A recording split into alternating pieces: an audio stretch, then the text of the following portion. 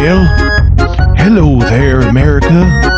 It's me, your old pal, Ronald Reagan. That's right. Welcome back to the Gipcast. That sounds like a racist thing to say, and it maybe is, but, you know, it's about the Gipper, which is me. I'm not super clear on what the Gipper actually was, but, well, that's just what it is. And we're here today to talk to another great man. Saddam Hussein is in the house with us. Saddam, how are you feeling today? Wait, why do I have to be Saddam? Because that's the thing. I could just I could leave you out to dry. That's kind of like one of my only bits is to just take a guest and just or you know whoever and just completely leave them out to dry, leave them hanging in front of an audience that they're not at all equipped to handle. You know, it's like you're not a performer, you're not an improviser. Those are the kinds of people you would do stuff like that to. But just doing it to like a random person, you know, is cruel at best. You know, it's comedy right there. Yeah. No, wasn't Saddam actually like really well spoken? Like, didn't he write a lot in English? And like, you know, there were people in like the US who would like write him letters and he would write back or something. Or am I confusing him with somebody else? I don't know, man. You seem like a real fan, which is, you know, what I was thinking of when I did that to you. But I want to say you're right. That sounds right. But I don't know. History sucks. The thing about history is you're like, man, everything always sucked. And it just sucked worse at best. Or about the same, or it sucked almost as bad, and now we have electricity. You know, it's all like it's all fucked. Everything's fucked. I hate everything. You might not be able to sound from my cheery disposition, but this is going to be a bad show. This is going to suck. I don't know. You know the thing about depression. You get depression, Kevin? Sometimes, yeah. Yeah, I bet. You fucking liar. No, I'm kidding. Or am I? The thing about depression is there's like a thing where it it casts the illusion that this is the worst you've ever felt in your life and nothing will ever be good again. And you've always felt bad, you know, it's like a trick.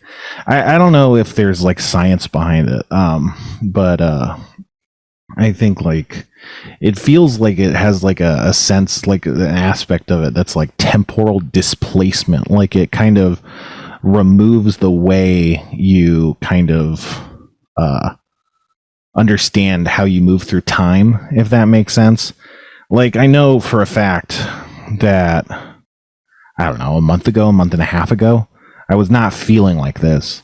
And yet it feels like I've been feeling this way for years.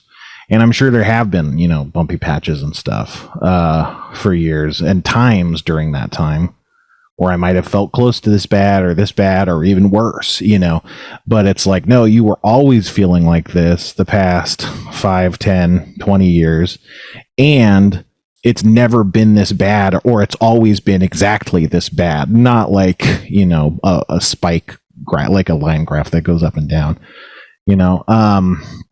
So it sucks. I feel really bad. And even though I can intellectually, or maybe even not intellectually, maybe I'm just lying to myself to feel better. Even though I could try to intellectualize it to put a box around it and try and gain control over it, at the same time, I do not like existing. I would like to fade away. I would like to be dead, which is different than saying you're going to kill yourself. I hope. But you know, I don't know. I just resent, like, I wish I could say that I want to kill myself. I don't want to kill myself, but I wish I had that freedom, because especially in like a public facing thing, you know, it's like when you're depressed, you do all these weird cries for help, or you withdraw or whatever, you know, you go through all these weird like coping mechanisms. And I don't know. I think like one of the reasons people kill themselves is because they just can't handle it. You know, it's like, I just need a release. And another way people kill themselves is like more of a tantrum, if that makes sense, you know? I feel like I'm more at a tantrum kind of stage which is not a good reason. That's just being a baby, like it's not.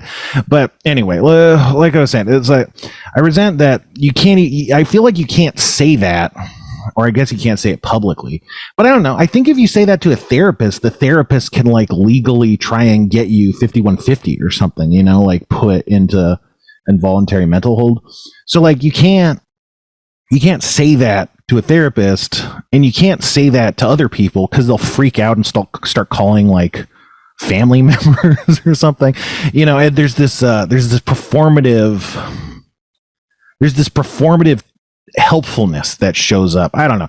You ever have a family member that like kind of sucks or whatever, and they're like they're like, oh, if there's anything you need, like you could always come to me with all this stuff or whatever, and they're just like saying that. It's not like they mean it. I mean, if you put them in that position, they might kind of perform a little bit, but that's not like what they mean is, I feel like societally I'm expected to say this thing. Otherwise, I personally will feel guilty for not having said it. And so I'm doing that, and that's my duty. And duty finished. Now I can go back to my happy life, thinking my happy thoughts and ignoring the pain of others. And there's something very performative and upsetting about that to me. And I don't know. I don't want that. Like, even just saying what I'm saying now, I'm sure it's going to get like some people to like, I don't know, send me DMs or something saying like blah, blah, blah, blah, blah. And it'll just make me feel worse. And, it kind of like reminds me of, I don't like getting gifts, because most gifts are not very thoughtful, if that makes sense. And maybe this is just me being a fucking like bitch, like a brat, but like I feel like when you get a gift that like makes me go like, what the fuck was this person thinking? It's like there's this performative thing where you have to be like, oh, how thoughtful, and it's like, but I wouldn't have put myself in this position. Like, you are putting me in this position. Now I have to like, and I don't know. I feel like there's some shared DNA between like the things people say when you're like, oh, I'm really depressed right now, and like people giving you like a really bad gift. It's like, I feel like this is something that should be done, but I'm not going to actually put my whole, pussy into it. I'm just going to say, and so I don't know. It's weird. Anyway, back to the tantrum of it all. I remember like there was a time where I was really depressed when I was living with my parents. I can't remember how old I was, but let's say I was like 21. That sounds about right. And I remember talking to my dad about how like I was like feeling really depressed, and similarly I was just like, I don't want to exist. I don't want to keep doing this. This just sucks, and then I can't remember how we got on the subject exactly, but I'm sure I was talking about my feelings on some level to my dad.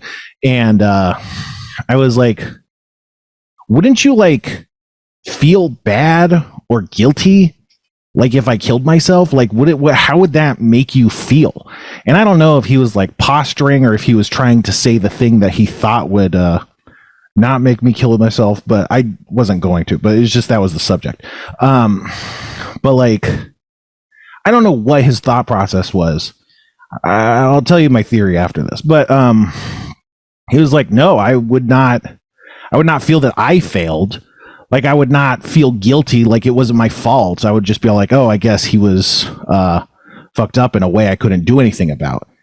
And that really stuck with me. The idea that my dad would kind of just brush it off if I killed myself, and so now my theory on this is I think he's a narcissist, and he's almost certainly has like, I don't know, some kind of bipolar or something, who knows, but like, so he's effectively just like a crazy person. So like, that's my theory, is that's an insane thing to say to your child. but that's a lot to take in. How old were you? I want to say like 21, but I want to say like, 21. But so back to the tantrum of it all. I think, when people like do mass shootings, you know. I think that's of a piece with this kind of tantrum suicide, right?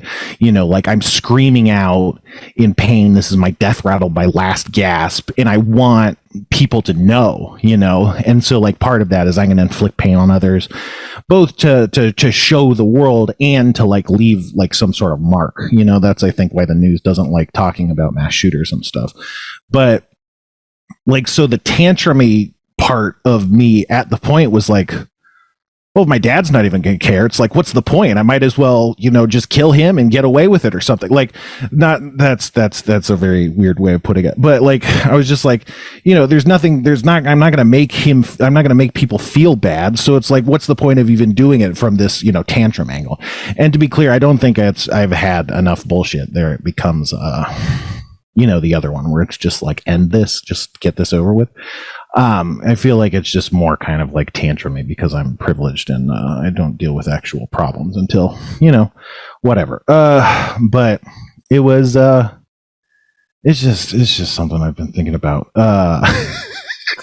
is my family. Because like, I don't know. It's weird being a public figure, I guess, because I don't know. How do I even want to put this? I don't know.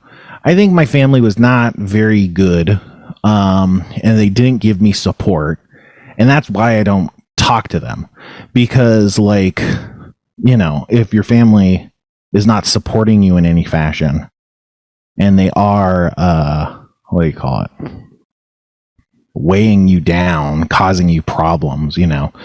It's like if you put that on a scale and go on the good side, nothing. And on the bad side, several things. You know, it's like that equation doesn't balance. That's why I don't talk to my family. If I thought that they would be supportive in a meaningful way, you know, I probably would have them in my life. But I just don't feel that potential, at least at this point. And part of it is because, like I said earlier, where I was talking about how like people do this performative, like, oh, you know, you could talk to me about anything sort of thing, and then they don't actually mean it in any meaningful way. I think like the reason I think like that is because it started with my family saying that and then not doing the things that they said, you know. And so it's like part of it is probably more just my skepticism of people than it is like people's actual tendencies.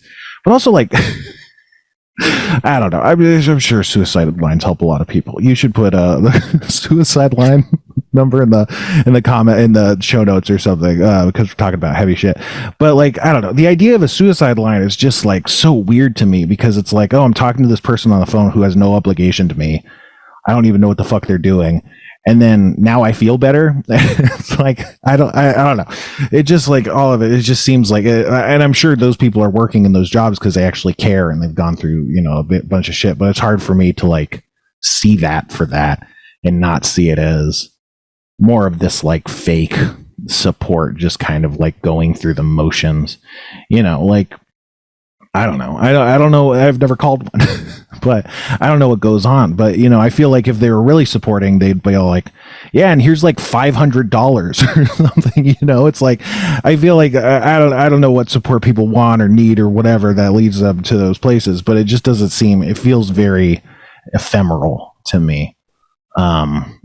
Anyway, all of this to say, it's weird being in a place, or not even it's weird. I think I would like to be in a place where I was a higher priority in a very small amount of people's lives than I am. You know, I think, you know, not having a family and not being able to connect to my family, I think forever I've gone to the internet, you know, even when I was in high school and earlier, to kind of like cobble together kind of like a support structure. Because it's hard, especially in like high school and stuff, it's really hard to talk to guys about your feelings and stuff. Like, they just are very bad at that. Like, they're not good at handling that. So, but being able to just like cry or bitch online, you know, to random people about everything, it's like they don't know who you're talking about and they don't know, you know, it's like that's kind of like a coping mechanism I developed. But like, there's not, it's not like those people are prioritizing. And that's the thing. It's like, I think one of the big reasons why I did Harmontown in the first place was to like meet women, like literally. I remember like on the Harmontown tour when I got invited to go, like that to me was like one of the demarcations of like actually joining, because I was on the show for a little bit of time before that, but I just never thought of myself as being on the show because, you got Adam Goldberg and stuff, and you wouldn't say they're on the show. You wouldn't say they're part of the show. You'd say the show invites people like that on the show, and that's the format, right? And so one of the points was it felt a little bit different was going on the tour. But I think that even then, I think there was part of me that was like not identifying as part of the group. But when I was like offered to go on the show, I was like, well, maybe I'll like meet girls from being on like Harmontown and stuff. That could be cool. And, on some level, I think that's like trying to get some of this support and, being someone's priority is like kind of like the underlying like urge for that, probably. I know that my mom had a terrible family growing up, and she always used to say this to us, that like she was so mistreated and so sad all the time that she would just fantasize about having a loving family. That was like, when she would like, whatever, cry herself to sleep, I guess. I don't think she would put it like that, but for the mental picture, that's kind of like the thought she would use to rally herself, was like imagining her future self with this family, with kids, and everybody just being this perfect, iconic Hallmark family, loving her and supporting her. And, I think that's something that when she got married, that's something she really wanted to create. Like, I think that was a big driving force for her. And, I think she was, for reasons that weren't her fault, I think she was very emotionally immature and stunted because of, like literal abuse she faced as a kid. But I think like that, like drive to want this like good looking family on in her mind, like kind of pulled her away from actually engaging in a family, because she was like, this isn't what I was imagining, and like, how do I make look like what I wanted to look like, as opposed to like relating to people and being emotionally supportive and available and stuff. I don't know, who knows. But so I think I have some of that too, where it's like I kind of felt similarly, although I wasn't, abused the way she was. But I think I kind of, on some level, I'm like imagining some sort of future version of myself that has more of a support network. And so, to have fans, and to people who look at you really positively, but then to know that like, it's not like they're going to put me before their relationships, and they shouldn't. It would be insane of them to do that. But like, to be all like, there's all these people that would pay lip service to the idea that they really care about you, and then in actual fact, I don't know, like maybe they'd let me crash on their couch if I missed my flight or something, but nothing serious. It's this weird, jarring experience, this kind of dichotomy and this kind of like separation between what it looks like and how it actually operates. And it just, I don't know, like my problems aren't that bad, but I feel like I just wish I had more of a support network, because it just feels like I'm doing everything myself. Like, I feel like the only thing I can use to solve problems is money. It's like I can either do stuff myself or I can spend money to do things. And that's basically all I have. And it just sucks. I feel like I'm broken in a way that makes my very simple, not difficult problems very impossible for me personally to handle. I'm just too terrified, and I'm devastated by minor setbacks and failures and stuff. We talked about neuroticism in the past, and it's like I feel like uniquely unequipped to handle the problems I have. I don't feel like I have what I need to do what I need to do to solve my very easy problems, which are not crazy by any stretch. I'm worried about money these days. The strike is really fucking me up. Like I can't remember how much I talked about this, but we've been in development on this project, which a development deal is they give you money to like write a pilot and kind of set up like what you're going to do for the show. It used to be they just pay you for a pilot and then you make the pilot. You know, that's where pilots come from. You hear about pilot season, or you hear, you know, so they don't even talk like this anymore. But in the past, there would be, you know, pilots, and then they just show the pilot, and if people didn't watch the pilot, it'd be like, I guess we're not going to make any more of the show. But they'd pay you to make the pilot, and they'd pay you for the pilot. Now with the development deals, what they do is they pay you a vastly reduced rate, and they spend even less money because they're not actually producing anything to get a script and maybe a sizzle reel. And for the sizzle reel, basically you're just on your own. They'll give you like, I don't know, maybe $20,000 at most, like, and that's budget. Like they kind of expect you to make a sizzle reel for essentially free, including production costs.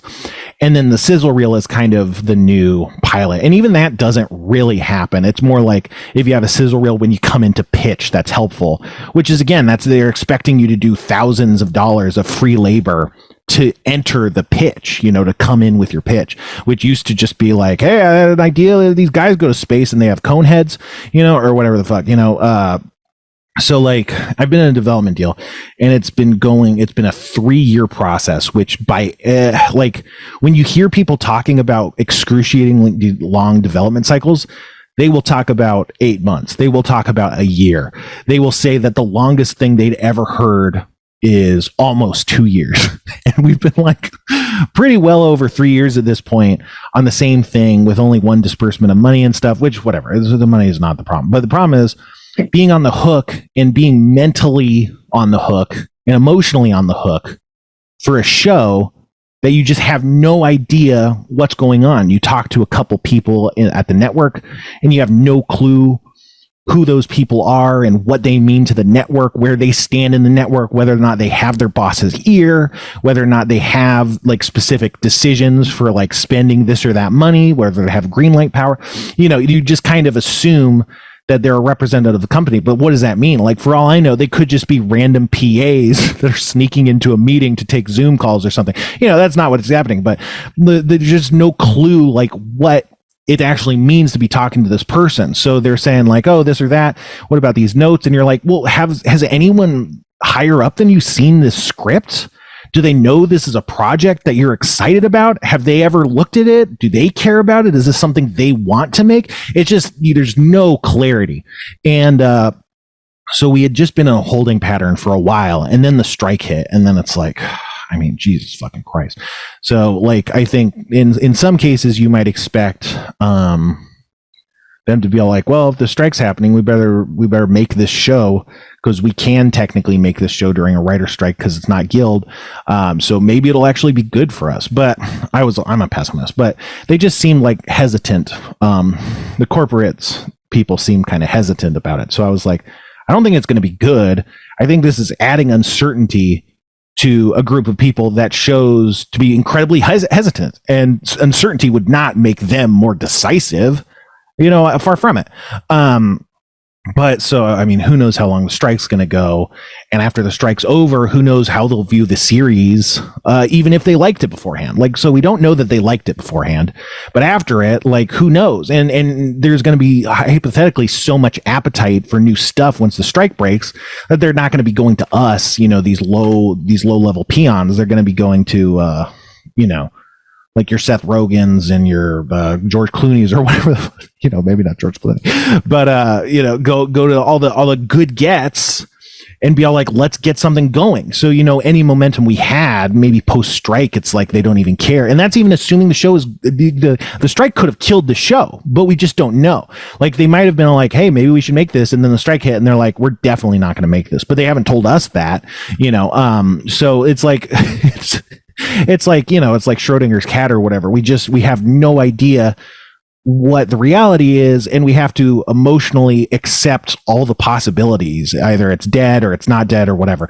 But so, you know, I have other stuff that we're trying to make, but, you know, who knows? Maybe if we ever get to a place of pitching after the strike, that'll just set off another 3-year fucking development cycle. And then it's like, that's not going to help, you know. So it's it's just like, so yeah, I've been worried about money, but money's not an issue because I just need a job. But it's like, I don't know what to fucking do for a job. I'm looking for like tutoring work and stuff. But, it's all whatever.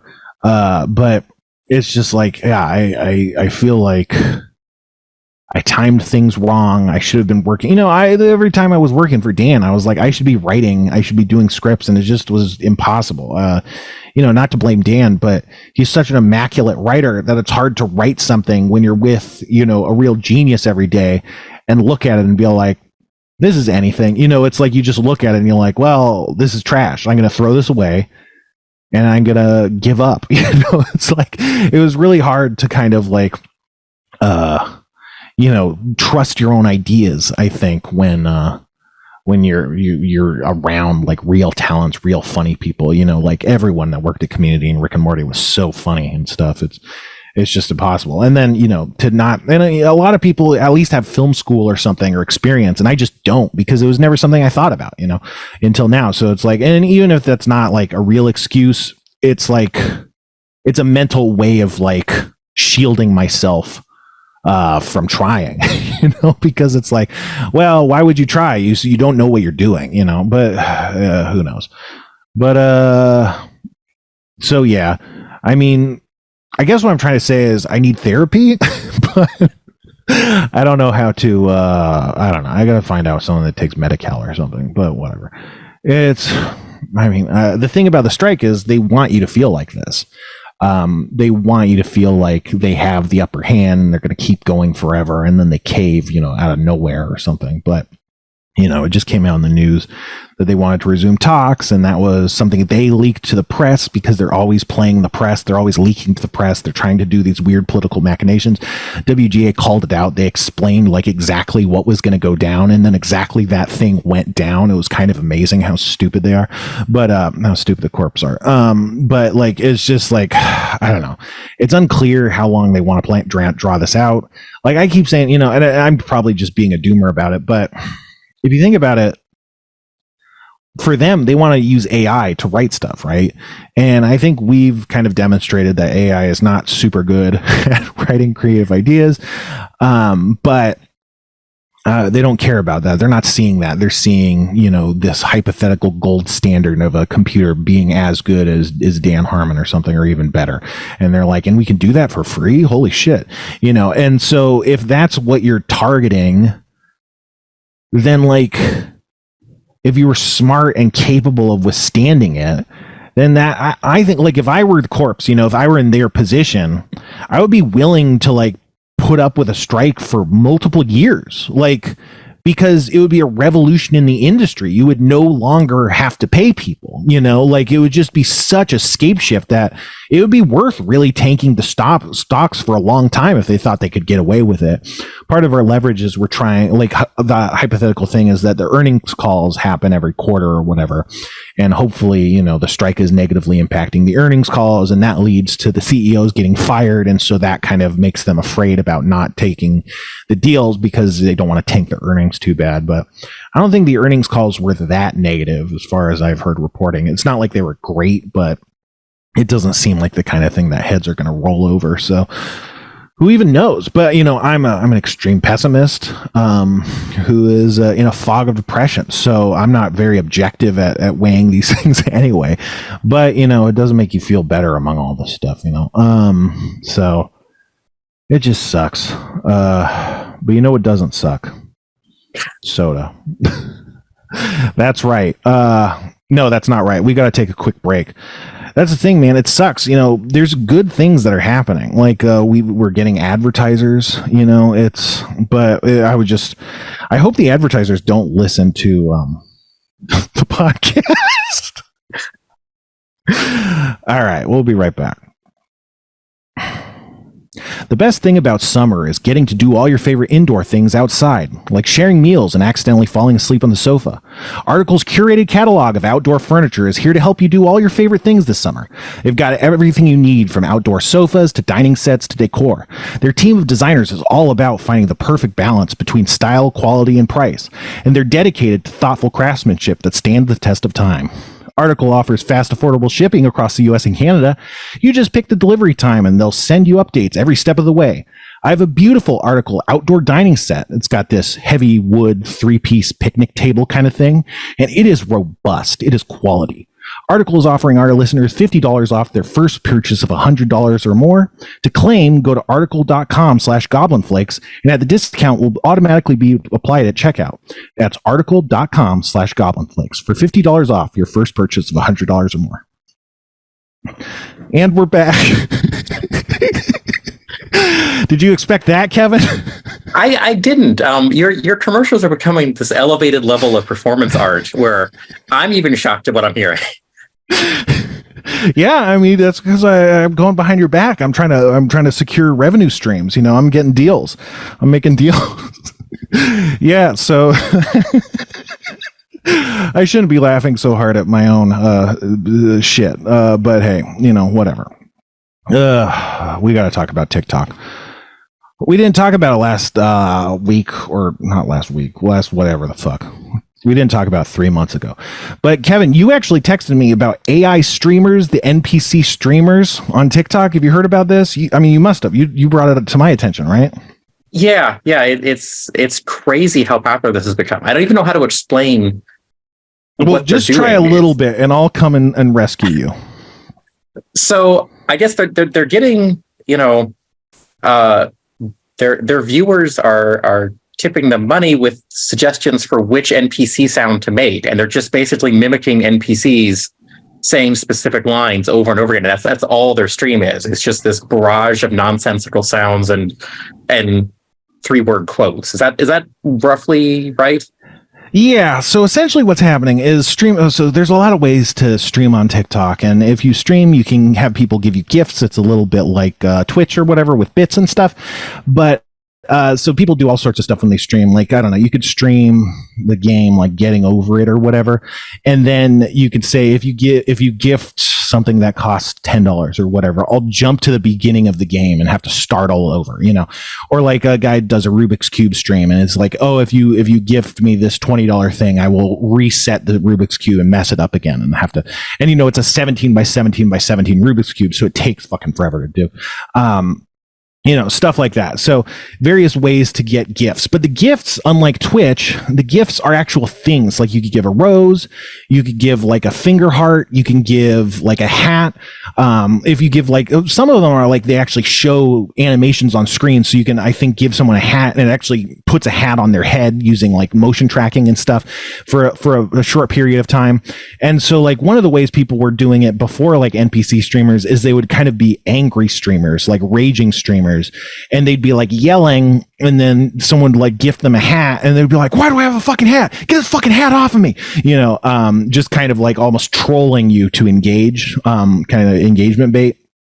But I think that's kind of maybe the origin of it. But it started with this one woman, I'm pretty sure, who started doing it. And essentially, what you do is you pick like an NPC kind of archetype to embody. That's like your character, the way if you like had a character as like a comedian or something, like, and so people are doing different things. Like I've seen someone being like Sonic the Hedgehog and they're wearing like Sonic costumes and they're like, hey, gotta go fast.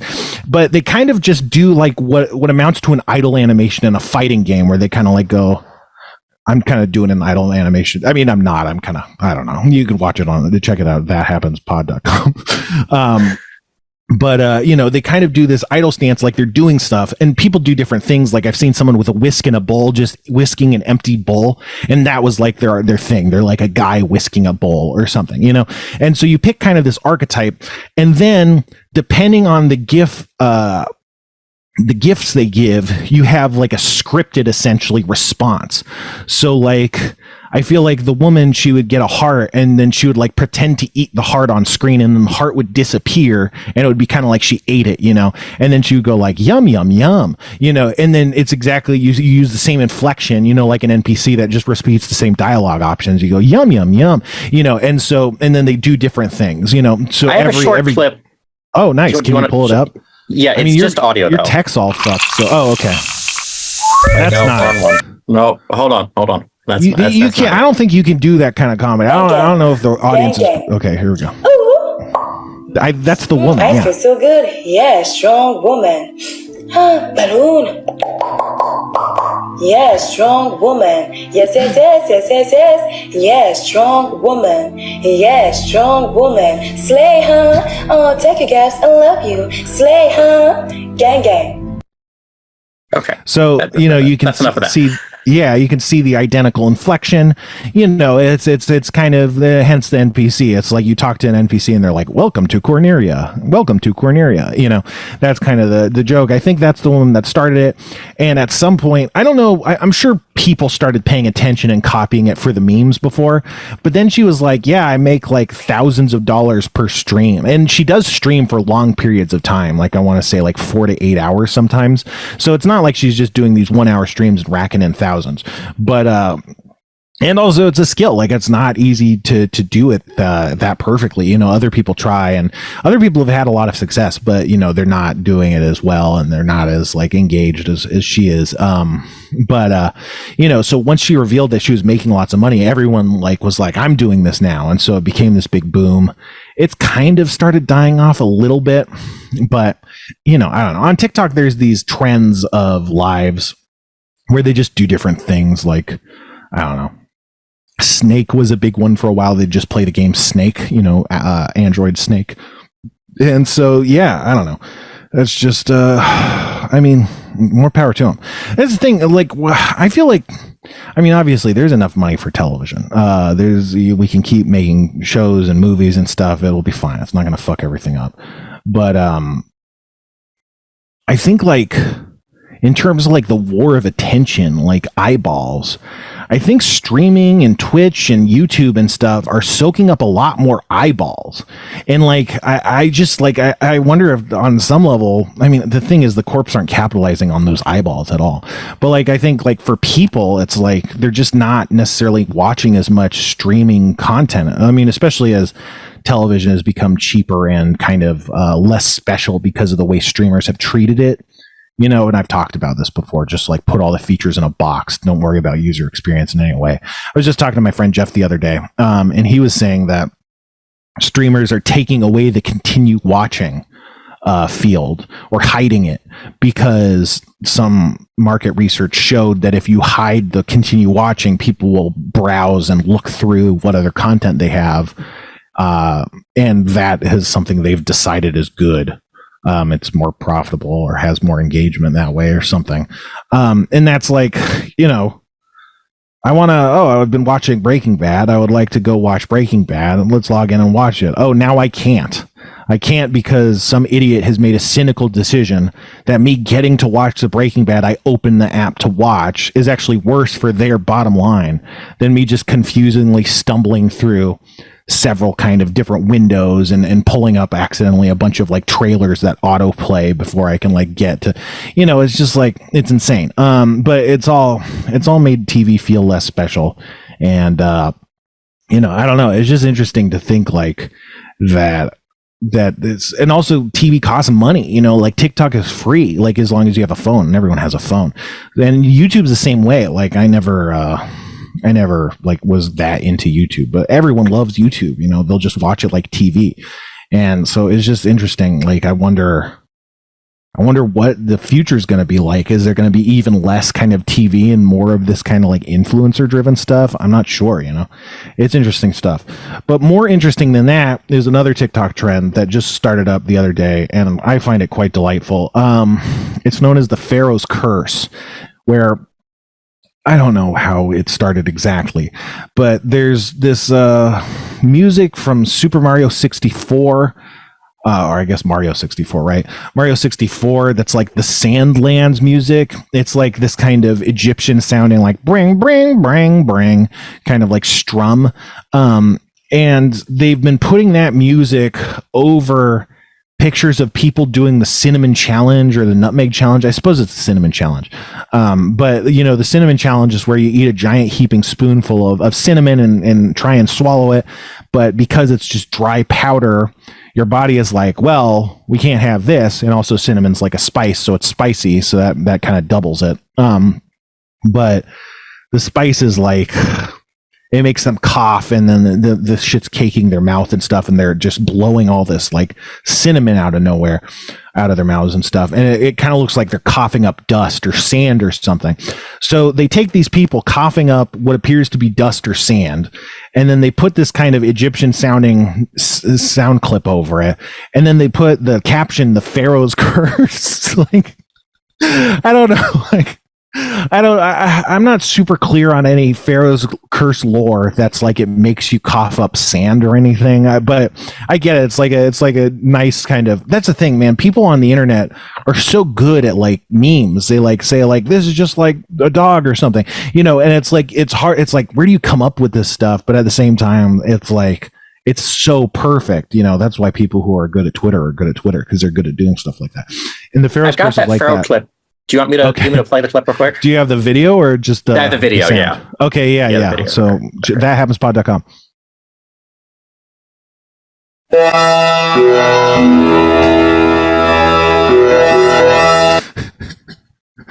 So that's what it sounds and looks like. And then in the comments there's so that was the first meme, and then pretty quickly there's the secondary meme in the comments posting shit along the lines of "return the slab" or "bro did not return the slab," or "blood" is getting really popular, you know, in terms of AAVE getting used on TikTok, like BLUD, blood. It's just kind of like saying bro or whatever, or bruh.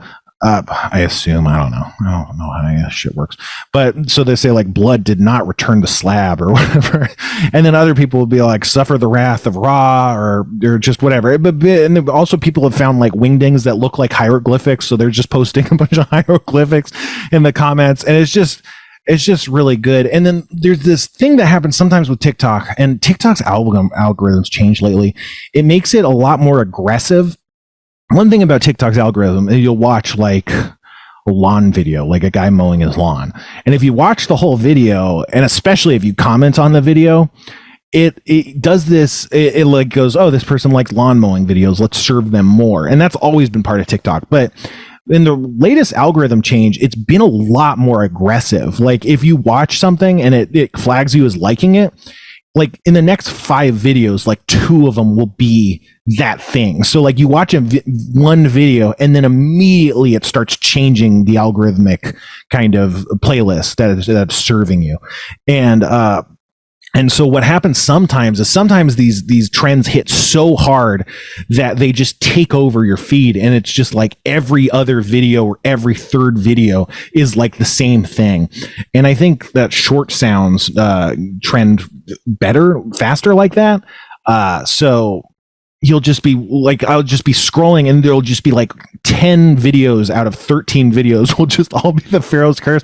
And I don't know, something about that sound bite, just those string instruments or whatever, it's just this really kind of addicting. It's like bam, bam, bam. And I don't know, you just want to watch everyone. It's just people coughing up sand. And then, you know, as the meme kind of evolved, like people are trying to find other things where like dust devils are kicking up, you know, little sandstorm kind of things or whatever. And so it's just, and then everyone's posting, bro did not return the slab. And then other people are being like, why the fuck? I've seen 20 of these videos in the last 10 minutes, you know, and other people are like, I don't get what this joke is. Could someone explain what this joke is? And it's just, I don't know. It was just a real shitstorm that was happening. It was just it was very delightful. A lot of times when you see the memes and stuff that like one of these kind of aggressively viral trends, it gets frustrating because the trends are stupid or whatever, or they're weird. Like, there was a trend the other time, like a couple months ago, where it was just like literal porn, which is banned on TikTok. But, you know, you can post a video and then it doesn't get taken down immediately. So people were just posting like explicit sex acts, and and it was that aggressive, like the Pharaoh's Curse. So like you just see like 7 out of 10 videos would be porn and stuff. And it'd just be like, what the fuck? And you just try and scroll past it or whatever, and it would just like, they would just be feeding you more. And it's like, so that's another thing that happens on TikTok. And it was just really funny that like the meme itself was of a curse, you know, so it felt like you were cursed by, you know, be constantly fed these videos. And it's just very good. And the return to slab is a reference to Courage the Cowardly Dog. And so it's just very, very, very delightful. I don't know, you know, You know what else is delightful is fucking soda. I want to read emails, but I want to try this. Okay, so Little Caesars for some reason did a collab with oh great, water on my computer. Did a collab with Pepsi to make pineapple Pepsi, which is in the vein of the mango Pepsi. Kevin, have you tried this? Because you actually alerted me to this. Yeah, I was saving it. And I'm not home right now, so I can't try it. But I'll enjoy it with you over Zoom. Now that's the stability. That's why Kevin's the Rock. That's why everyone loves Kevin, because he's unshakable. He's gonna enjoy this with me. I have had this. I got 2 cans and I had one before. I don't think it's around anymore. It's certainly the last. I went to Little Caesars like a couple days ago and they did not have it. So I think this might be done, or it's just maybe out at the one I went to. I don't know. Anyway, let's try it. Okay, Spencer's tasting it. He looks like he's enjoying it, a little shocked, but enjoying it. Yeah. Now that you're commenting, demons are coming out of making weird faces. Yeah. Yeah. No. Okay. So it's like Pepsi Mango. The thing with Pepsi Mango was it was so mango-y. It was not like Pepsi. There's like a Pepsi undercurrent, but it was like this mango-y soda. And the mango actually had. Yeah, just similarly, clarified pineapple juice is the third ingredient after carbonated water and high fructose corn syrup. So there's real pineapple juice in this, and it tastes it. I would say that pineapple is a worse combination with cola flavor than mango and cola flavor, and it does have an undercurrent of cola, but it mostly just tastes like a pineapple soda, which it's not bad, but I want to say that like... there's the pineapple Baja Flash that came out last summer of Baja. And then there was also, like, when I had that, I also tried a pineapple Fanta to kind of compare to, like, other pineapple sodas.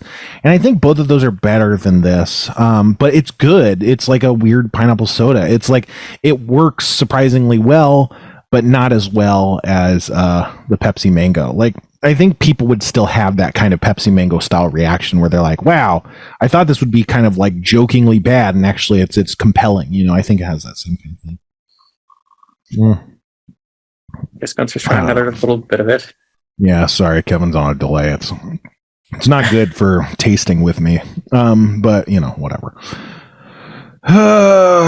We gotta get these other. This was the only one I wanted to try because Kevin doesn't have the sodas right now.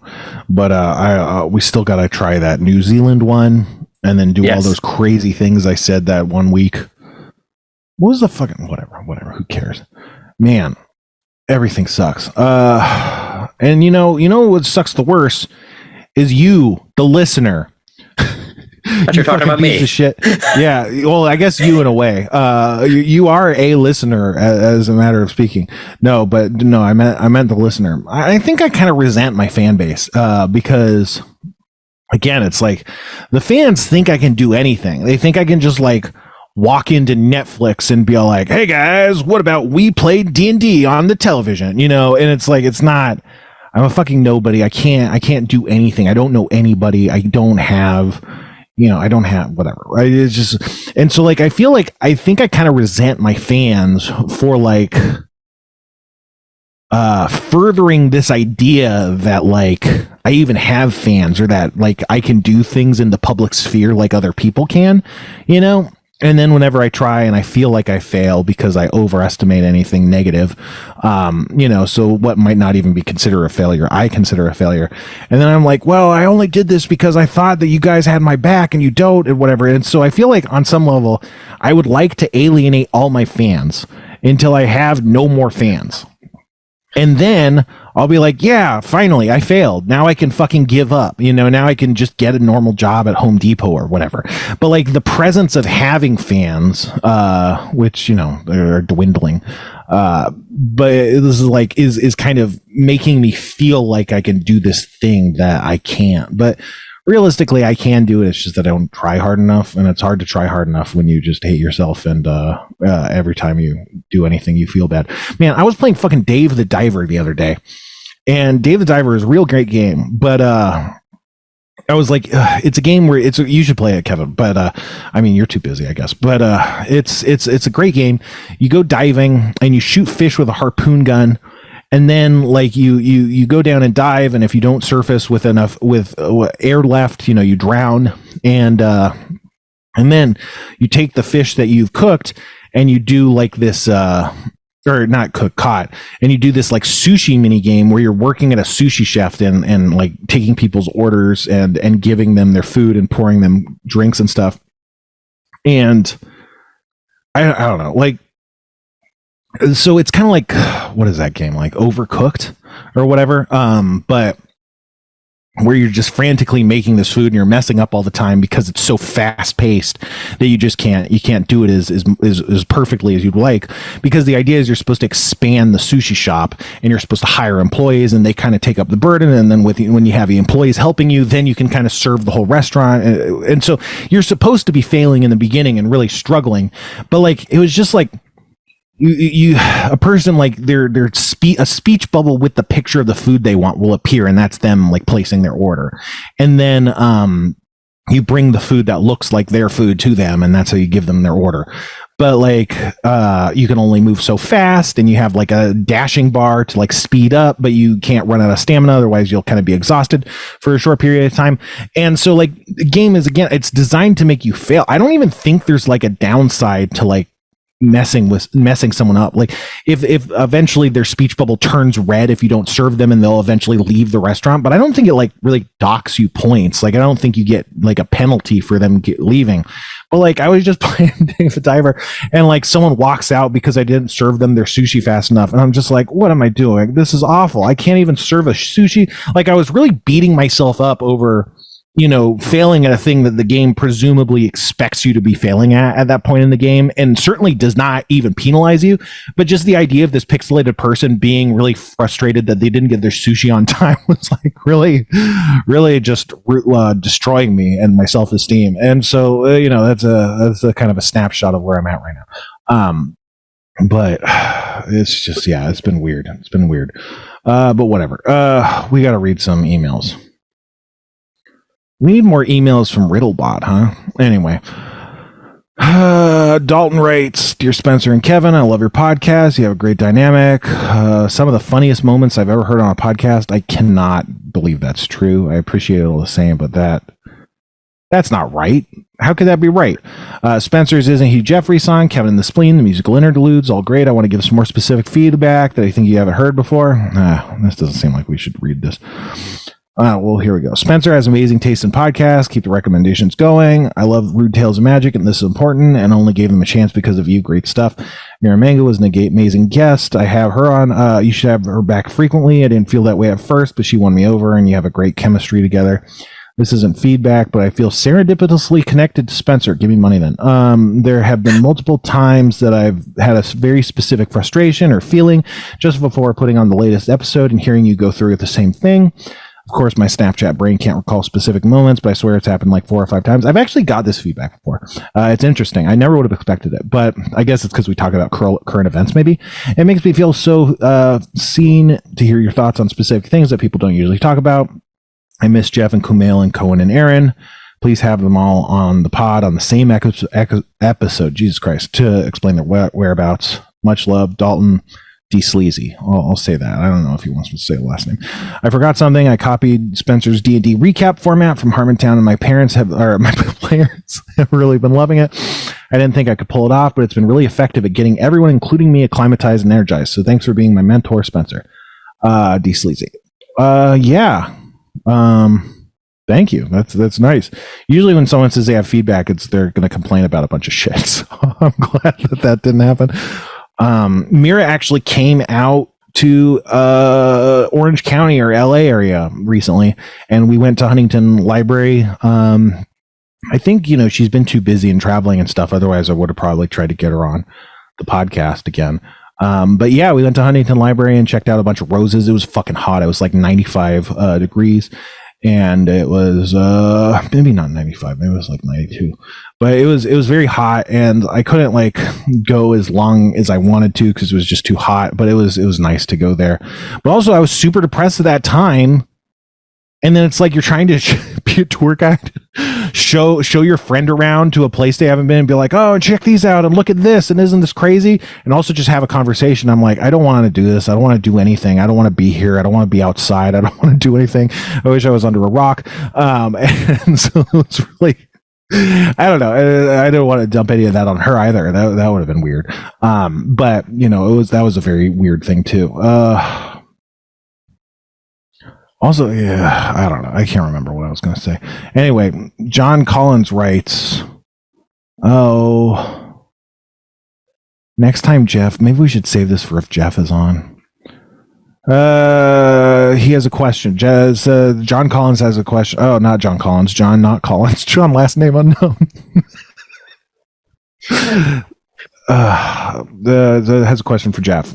Some time ago on That Happens, you were talking about Community. You never sat down and watched it. He's only seen a couple episodes.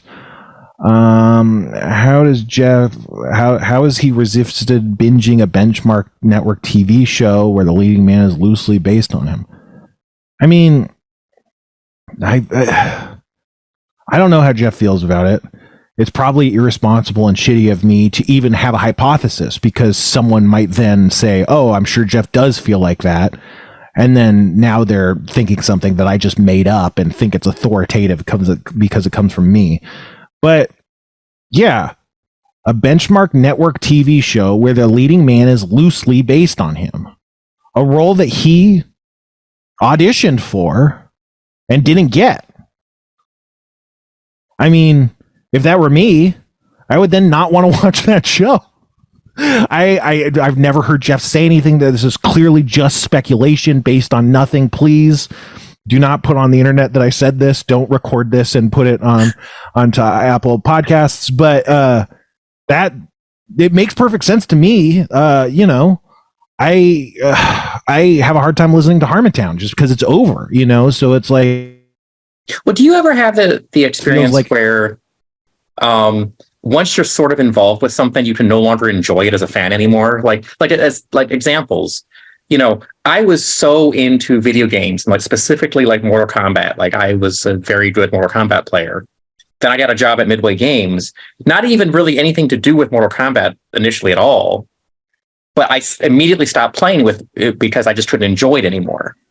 And then I was a huge Harmontown fan up until the point I really started getting involved behind the scenes. And then not that I didn't enjoy the show, I didn't listen to it recreationally anymore. If I didn't catch the episode the day it came out, it was no big deal to me, even if I didn't hear it when it was live. Do you see yourself going through things like that? Yeah, that definitely happens to me. When I was on Harmontown, I listened obsessively to it whenever it came out. I don't know. I think part of it was it helped me remember what happened in D&D, and I would be super high, so it'd be helpful to have those reminders. But also part of it was I wanted to hear how funny I was being and how if I got reactions and stuff. And then I would go and check the Reddit and see if people were like, wow, that joke Spencer told was very funny. And never happened once. But it's just I do get that. I think when you are, I don't know. I don't know exactly how it works in your circumstance, but I think it just changes your relationship to the thing. And it changes the associations and the way you kind of look at it, even if it's not bad. Now that I have been, trying to, not even trying to write, but just being Dan's assistant and listening to writers' rooms discussions and stuff, it's completely changed the way I watch everything. I still like watching stuff, but I think I get a lot more frustrated when things bump me in certain ways than I used to. And it's different. It used to just be logic bumps, the things that before I kind of got into this, the things that would really piss me off about movies was when there was a contrivance, and the only reason there was a contrivance is because if you didn't have it, then the show wouldn't exist. An obvious example is, why didn't he just call them on the phone? You would have been able to solve the problem. You would have been able to tell them that the murderer was on their way, whatever the fuck. There's almost always oh, why don't you just call them? And, a lot of things will say oh, the phone's dead. Just to kind of casually mention there actually is, at least we're saying this is why they didn't just call them, that used to be the thing that pissed me off, because it's just well, if you can't make a story that answers the question, why is the problem existing to the point of we're making a show about it, then why are you making the fucking show in the first place? You can't even solve that. To me, feels like the first problem you have to solve to be all like, this is a story worth telling. Because it's like, if everything you do is always, oh, he just could have called him on the phone and just never thought of it. It's like, that's not a story worth telling, you know? It's just not good. But I don't know. I think it's been different to different stuff. Like a lot of comedy people, like they have a hard time watching comedy and stuff. And I just, I don't. All right, Kevin, come. We can talk about him. Kevin is a cyborg made by the government. Oh, hey, Kevin, you're back. Yeah, no, there, you don't look like a cyborg at all. If you're muted, I think it looks like you're sorry. I just got told I was being too loud by somebody at the hotel I'm in right now. It's me talking too much again, isn't it? Someone just knocked on my door and told me I need to keep it down in here. Have you seen Beau is Afraid? No, I haven't.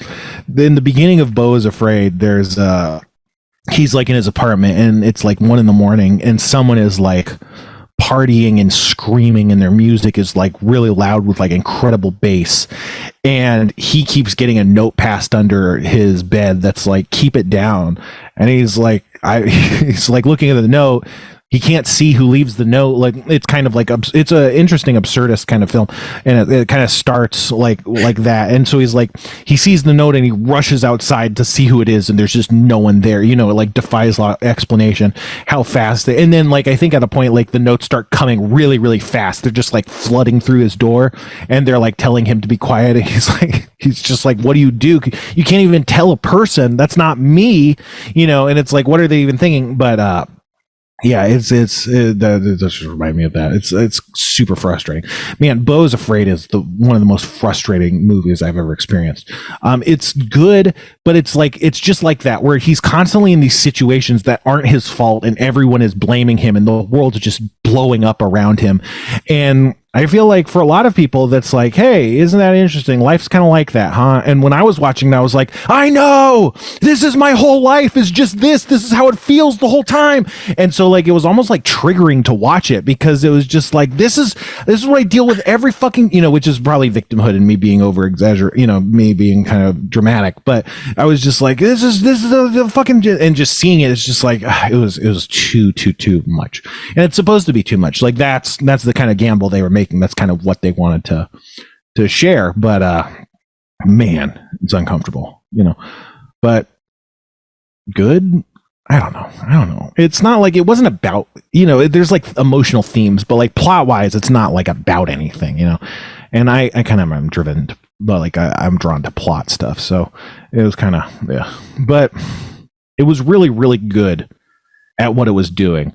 But I was not in a place where I think I could appreciate that, because I was just like, yeah, this is just like a dramatization of how I feel all the time or something. And then it got a little bit kind of existential in a weird way.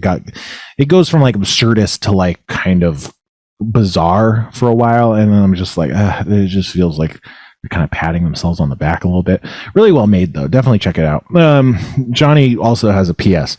I bet Al Rafai would love to come on the show and get to the bottom of this Riddlebot Puzzbot business. He lists his guest appearances all the time on Hey Riddle Riddle. It sounds like he's super down to chat on any show. Hey, that's a good idea. We might be able to get more views from that. I'd love to hear from Cohen on the pod sometime. My favorite D&D character I ever rolled was inspired by your discussions on Master Manual, so we could check in with them. Yeah, we could get Cohen back. Well, not back. We could get Cohen on for the first time. Okay, sorry, Kevin. Do you think the person was hearing someone else and ascribing that to you, or do you think the noise you're making is actually what generated those complaints? I have no idea. Like, I haven't been talking that much, and I didn't think I was using them. You know, I'm wearing headphones, so the only thing that anyone could possibly hear is my voice. And right, and you are allowed to talk. Hearing me say this right now. Yeah, but so, you're allowed to talk in a hotel room. I think that's you know. It's 6:45 p.m. here. It's not even late. Yeah. I'm very confused. You should check out Beau is Afraid after this. I actually just made a note to do that. That sounded amazing.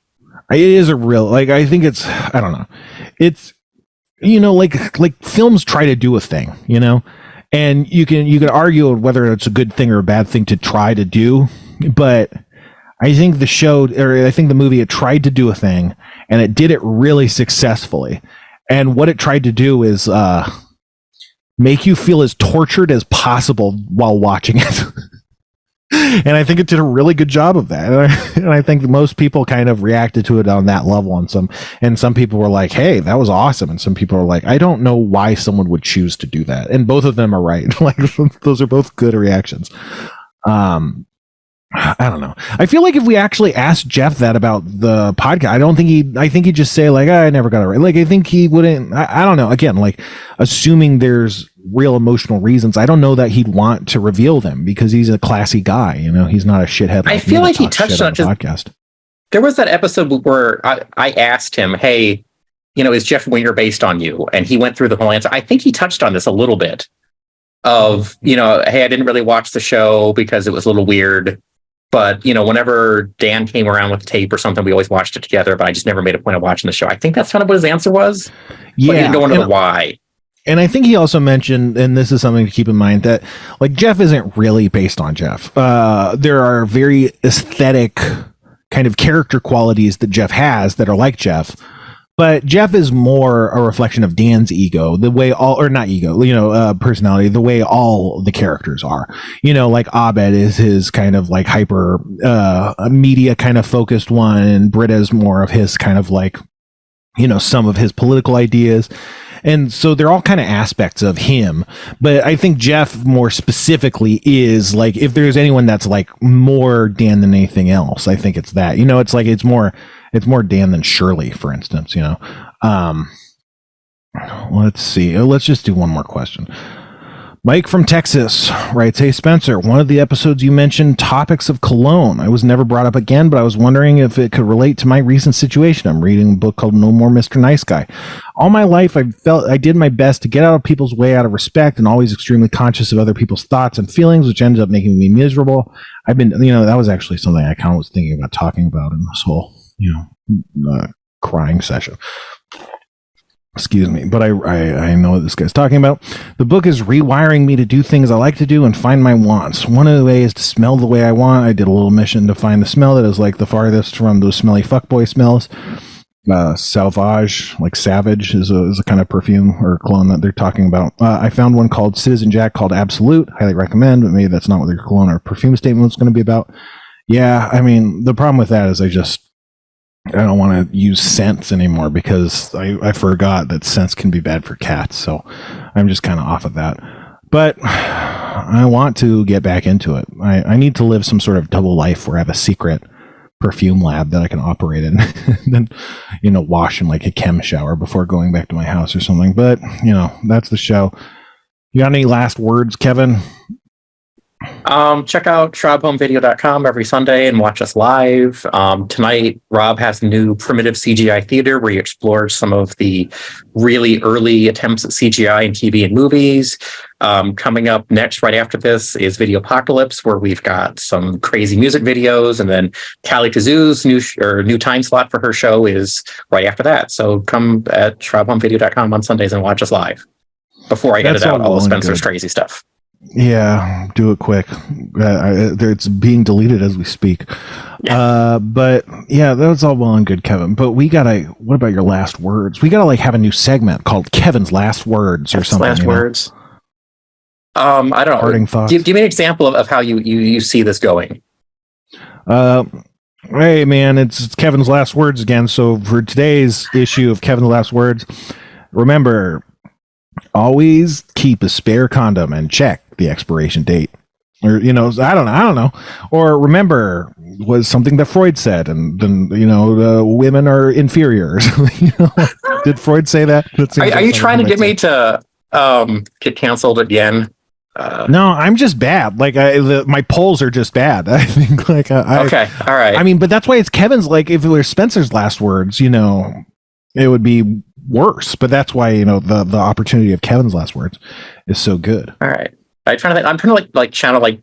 Remember how Jerry Springer would do this at the end of his shows, where he would come kind of just sit down and do this, but it was always some really cheesy thing. So like he would sum up part of the show, but not actually help in any way whatsoever. So I guess, I'm going to end the show the same way I do never, by telling Spencer, everything gets better. Just give it some time. Yeah, that's what everyone fucking says. It's exactly I know. the shit I'm It doesn't talking help. about. It doesn't. Bye, folks.